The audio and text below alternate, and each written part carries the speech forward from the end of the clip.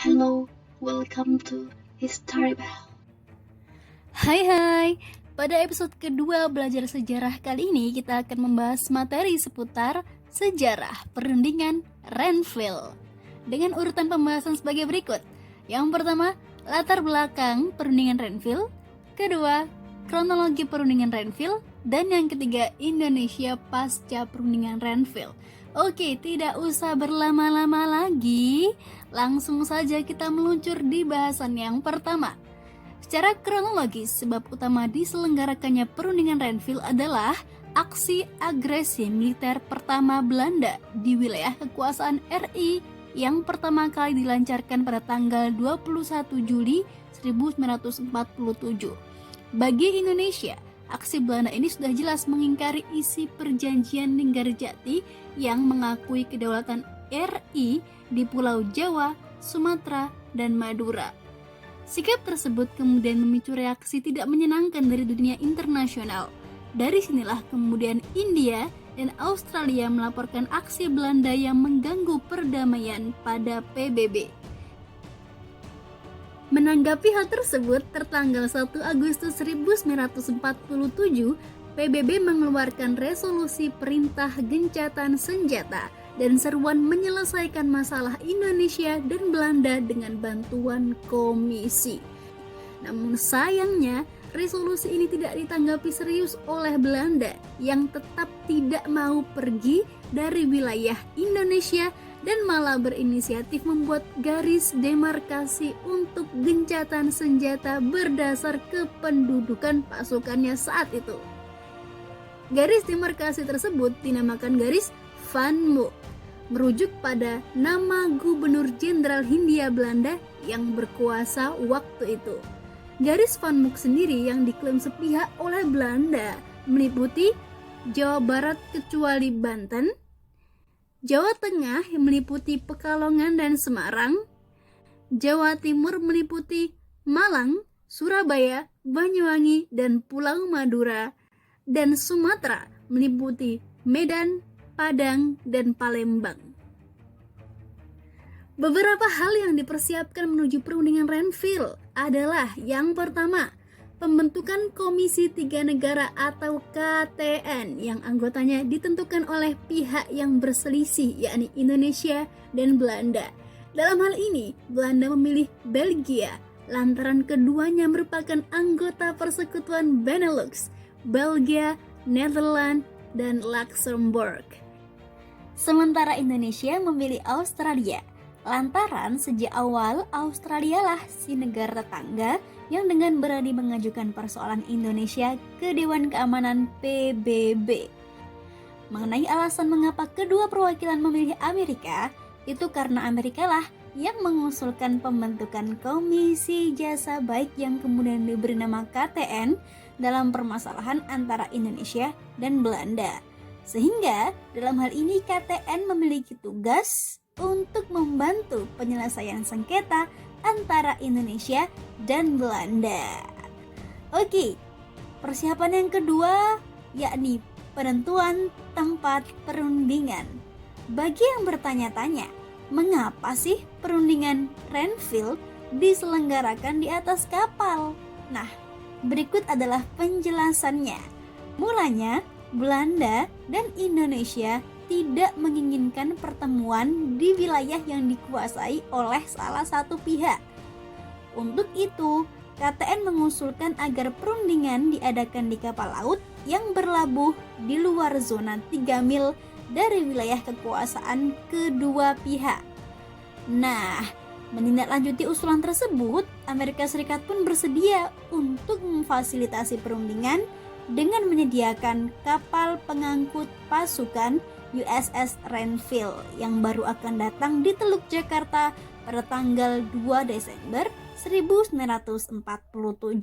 Oke, sebelum membedah kronologi perundingan Renville, kalian harus tahu nih, delegasi-delegasi dari kedua belah pihak, Indonesia dan Belanda. Oke, Mimin kasih waktu. 1, 2, 3. Nah, gimana? Udah diperhatiin belum? Yap, apabila kalian peka, kalian akan menyadari bahwa di daftar delegasi Belanda terdapat beberapa nama lokal. Bahkan, si ketua delegasi memiliki nama lokal. Benar saja, Belanda mengajak sederet orang lokal untuk dijadikan delegasi sebagai strategi licik mereka untuk menguatkan persepsi dunia internasional bahwa permasalahan Indonesia-Belanda adalah urusan internal rumah tangga. Dan inilah yang ditunggu-tunggu, kronologi perundingan Renville. Perundingan Renville resmi dibuka dengan pidato sambutan dari KTN dan ketua delegasi kedua belah pihak pada tanggal 8 Desember 1947. Meski perundingan telah dimulai, Belanda sinakal mencari masalah lagi dong dengan memicu perdebatan delegasi Indonesia atas aksi polisionilnya di Rawah Gede yang menewaskan 300 lebih orang.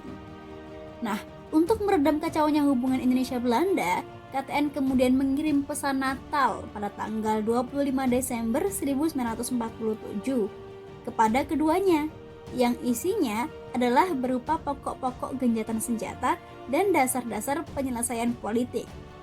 Lanjut tertanggal 29 Desember 1947, lagi-lagi sinakal Belanda tidak taat aturan dong. Udah ngerebut wilayah orang, Belanda juga secara sepihak mendirikan negara federal di wilayah Indonesia yang berhasil didudukinya berdasar garis Van Mook. Tidak sampai di situ, Belanda juga keberatan terhadap isi pesan Natal dan mengajukan 12 pesan balasan pada KTN yang isinya mengancam eksistensi Indonesia. Entahlah, tambah panas lah Indonesia. Namun, lagi-lagi KTN berusaha mendinginkan suasana dengan membalas pesan Belanda tersebut dengan 6 prinsip politik tambahan yang menjamin eksistensi Indonesia. Pada tanggal 13 Januari 1948, Indonesia menemui KTN di Kaliurang untuk meminta penjelasan terhadap 6 prinsip politik tambahan yang dibuat oleh KTN. Dan pada akhirnya, Indonesia memutuskan untuk menerima pesan tersebut. Akhirnya, pada tanggal 17 Januari 1948, di atas geladak kapal Renville, Indonesia dan Belanda menandatangani naskah persetujuan damai yang terdiri dari 10 pasal gencatan senjata, 12 pasal persetujuan politik, dan 6 prinsip politik tambahan baru. Wah, banyak sekali. Oleh karena isi keseluruhan dari perundingan Renville sangat banyak, Mimin di sini akan nyebutin beberapa poin saja yang biasanya akan kalian dapatkan di sekolah.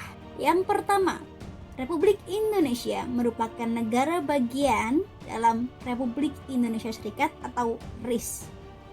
Kedua, Belanda hanya mengakui Jawa Tengah, Yogyakarta, dan Sumatera sebagai bagian dari wilayah Republik Indonesia. Yang ketiga, wilayah kekuasaan Indonesia dengan Belanda dipisahkan oleh garis demarkasi yang disebut garis Van Mook. Dan yang keempat, TNI harus ditarik mundur dari daerah-daerah kantongnya di wilayah pendudukan Jawa Barat dan Jawa Timur. Beberapa dampak dari hasil perundingan yang tidak menguntungkan Indonesia tersebut antara lain yang pertama, divisi Siliwangi yang seharusnya beroperasi di Jawa Barat harus hijrah ke Yogyakarta. Yang kedua, situasi politik di Indonesia mengalami kekacauan karena Amir Syarifuddin mundur dari jabatannya sebagai Perdana Menteri karena beliau merasa dikhianati oleh partai pendukungnya, yakni PSI, PNI, dan Masyumi. Akibatnya, kabinetnya pun bubar dong. Namun sayangnya, meski telah merugikan Indonesia dalam perundingan Renville, Belanda sepertinya belum lagi berpuas diri. 19 Desember 1948, Belanda kembali ingkar janji. Tanpa peduli isi perundingan Renville, Si doi kembali beraksi dengan menyerang ibu kota Indonesia, Yogyakarta, dalam aksi agresi militer keduanya. Si Belanda nih nambah-nambahin catatan sejarah aja. Ya, oke guys, sekian materi seputar perundingan Renville dalam episode kedua belajar sejarah kali ini. Dan sampai jumpa di video episode belajar sejarah berikutnya.